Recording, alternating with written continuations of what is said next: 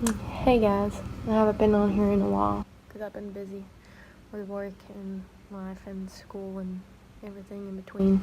And I'm sorry about that. I'm gonna try to be more consistent. And I'm also probably gonna be looking at the door like throughout this whole video because I'm in the school right now in planning period, and I'm afraid somebody's gonna walk in. So yeah, I'm not gonna be looking at the camera. I'm gonna be looking at that door. So, but I just wanted to tell you guys something I learned yesterday. Okay, so the preacher was talking about telling the truth and like telling the biblical truth and not being afraid to talk to people about the hard stuff and all that good stuff. And he had a really good analogy that I just wanted to share with y'all because it is really good and I thought it was good and I just hadn't really thought about this before. And it basically is that so he kind of brought it up like a doctor. Like, so if you went to the doctor and he told you that so he did all these tests because you were wondering what's wrong with you. And I'm trying to say it good like he did, but I'm not as good, but I'm going to get the gist of it to y'all. So he did all these tests, and then he comes back and he tells you, oh, you're fine. Go ahead, go home, keep living your life, you're doing good, you're doing fine, you're gonna be okay. And then, in reality, he had found out that you had, like, cancer or some disease or something, but he didn't tell you, he just told you that you were fine, and sent you home.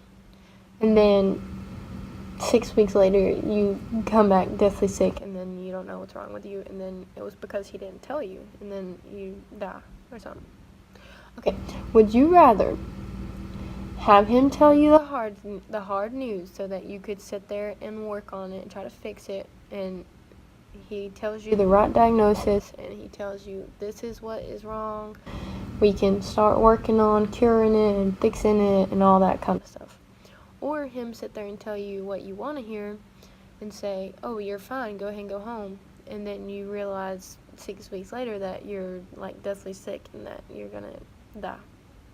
I would much rather have him tell me the hard stuff so that I can work on trying to fix it. But that's just me. But yeah, so I just thought that was really good because like he was talking about like telling people in love the truth, because we can't sit there and lie to them because we're just going to be just like that doctor if we told them that they were okay but they really weren't. And so things like homosexuality, abortion, sex before marriage, lying, gluttony, that's my number one sin. People can tell me all the time. Yeah, I have to work on it, I'm telling y'all. But I mean, the things that like gossiping, like stuff like that, like the big topics and even the little topics, like you gotta tell people, and I want to hear it. I want people to tell me. I want to be held accountable so I can work on it. And especially when you're in the church, you have to tell, if you know about other people doing things, and you've got to let them know, because we're supposed to judge people in the church. Like, we're supposed to hold each other accountable and stuff. And the people outside of the church, if they're asking about it, or like if they're wondering about like what our views are on it, we have to tell them the truth of it.